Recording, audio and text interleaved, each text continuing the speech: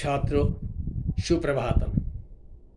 कक्षा 7, विषय संस्कृत। छात्रों, आपका नया सत्र प्रारंभ हो चुका है, यह आप सबको विदित ही है।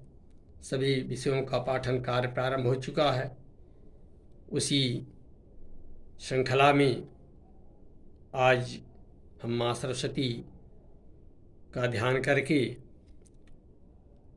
संस्कृत विषय का पाठ प्रारंभ करते हैं। तो सबसे पहले हम किसी कार्य को प्रारंभ करने के पहले भगवान गणेश जी की वंदना करते हैं। भगवान गणेश जी मेरे हर कार्य को निर्विघ्न संपन्न करें, इसलिए पहले गणेश जी की वंदना करें। गजाननं भूतगणाधिसेवितं कपित्थजम्बूफलचारुभक्षणम् उमासुतं शोक्यविनाशकारकं नमामि विघ्नेश्वरपादपङ्कजं। नमामि विघ्नेश्वरपादपङ्कजं। गणेश भगवान हमारे कार्य को निर्विघ्न संपन्न करें, इसलिए हम गणेश जी की प्रार्थना सबसे पहले करते हैं। इसके बाद माता सरस्वती की प्रार्थना करते हैं। इसके पूर्व हम अपने गुरु की वंदना करते हैं, क्योंकि गुरु से ही ज्ञान प्राप्त होता है। और गुरु कैसा होता है वो जानिए।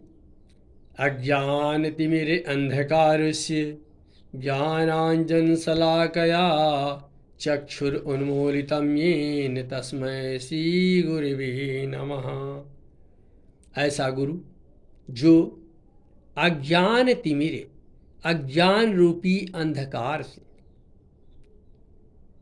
ज्ञानांजन शलाकया, ज्ञान की अंजन रूपी शलाका से, चक्षुर नेत्रों को उन्मूलितम यानी खोलता है, तस्मै श्री गुरुवे नमः।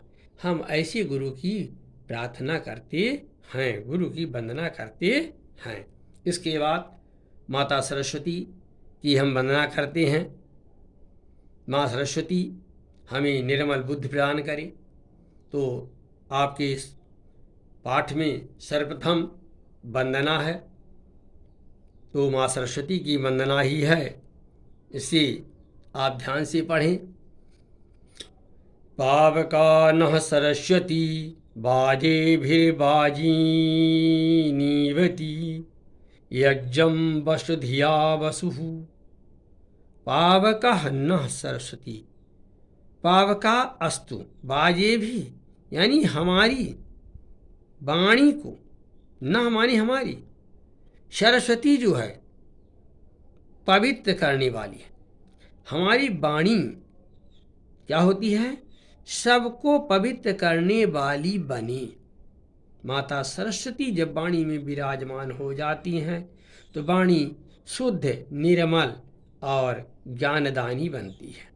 इसलिए सबसे पहले हम अपनी वाणी में माता सरस्वती को विराजमान करते हैं और उनसे यह प्रार्थना करते हैं कि हे माता सरस्वती,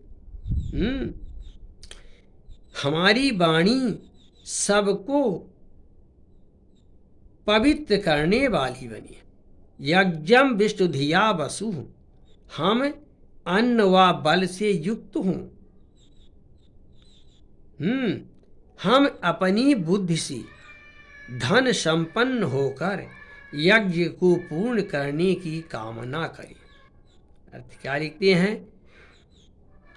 प्रभु से प्रार्थना करते हैं कि हे प्रभु, हे ईश्वर, हे वाणी सरस्वती जी, हमारी वाणी जो है सबको पवित्र करने वाली बने। हम अन्न व बल से युक्त हों तथा हम अपनी बुद्धि से धन संपन्न होकर यज्ञ को पूर्ण करने की कामना करें। ईशावास्यमिदं सर्वं यत्किञ्च जगत्यां जगतो तेन त्यक्तेन भुञ्जीता मा गृध्रा कस्य सिद्धधनम्। अब क्या है? ईशावस्यमिदं सर्वम यत् किंचिन जगताम जगत, यानी संसार में जो कुछ भी जगत्याम जगत यानी परिवर्तनशील है। जगत क्या है? ईशावस्यमिदं सर्वम, यह पूरा संसार परिवर्तनशील है। जगत्याम यानी जगत्याम जगत, जो चर या अचर है। तेन त्यक्तेन भुंजी था माँ गिद्धा कश्चिविद धनम, वह सब क्या है? ईश्वर में व्याप्त है। संसार में जो कुछ है, यानी संसार में जो कुछ भी परिवर्तनशील चर या अचर है, वह सब ईश्वर में व्याप्त है, समाया हुआ है, आच्छादित है। अतः माम गृद्धा कश्चिविद धनम, अतः मान इसलिए मैं कश्चिविद धनम, किसी अन्य के धन का मां गृद्धा लोभ मत करें। हे प्रभु, इस संसार में जो कुछ भी परिवर्तनशील चर या आचार है, संसार परिवर्तनशील है, ये जानते हैं। तो इस संसार में जो कुछ भी परिवर्तनशील चर या आचार है, वह सब संपूर्ण ईश्वर में समाया हुआ है, व्याप्त है, उसमें आच्छादित है। अतः त्याग पूर्वक ही वस्तु तेन त्यक्तेन भुंजी था, त्याग पूर्वक ही वस्तुओं का उपयोग करें। त्यायन इससे त्यक्तेन भुंजी था माने त्याग पूर्वक ही वस्तुओं का उपभोग करें। माँ गिद्धा कश्चिविद धनम, कश्चिविद किसी दूसरे के धन का कभी भी लोभ मत करें। ऐसा मुझे वरदान दो प्रभु, ऐसा मेरे मन में विचार आए कि प्रभु ये ध्यान को रखते हुए हम कभी भी किसी दूसरे के धन पर लोभ मत करें।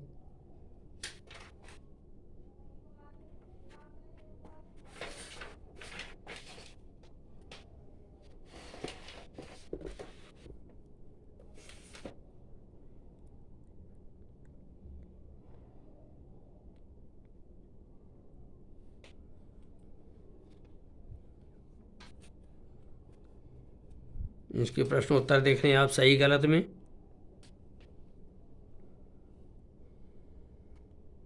पावकः न सरस्वती का अर्थ है हम अपनी बुद्धि से कामना पूरी करें।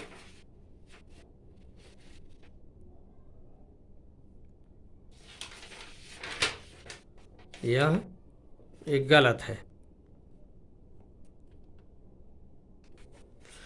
फिर दूसरा है हम अपनी बुद्धि से धन संपन्न होकर एक जगह को पूर्ण करने की कामना करें। सही है। संसार की परिवर्तनशील वस्तुओं का उपभोग करें। यहाँ पर क्या दिया है?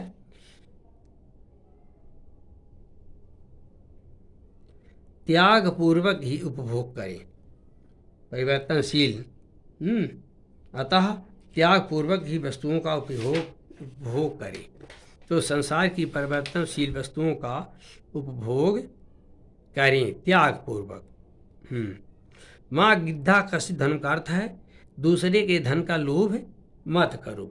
सही है, इसको आप लिख लेंगे। यहाँ पर जो है इन पंक्तियों को पूर्ण करना है, ये पंक्तियाँ पूर्ण कर लेंगे। और ऊपर प्रश्न नंबर 1 में जो मौखिक दिया हुआ है इनका शुद्ध उच्चारण करना, इनको शुद्ध पढ़ना है, शुद्ध उच्चारण करना है। दूसरे प्रश्न नंबर 2 में पंक्तियों को, श्लोक को पूरा करना है, श्लोक को याद करना है। और तीसरा इस सही वाक्य पर सही तथा गलत वाक्य पर गलत का चिन्ह लगाना। ये 3 सही है, गलत है, इसमें इसको चिन्ह लगा लेना है। इनको अपनी कॉपी में नोट कर लेना है। इति पाठः।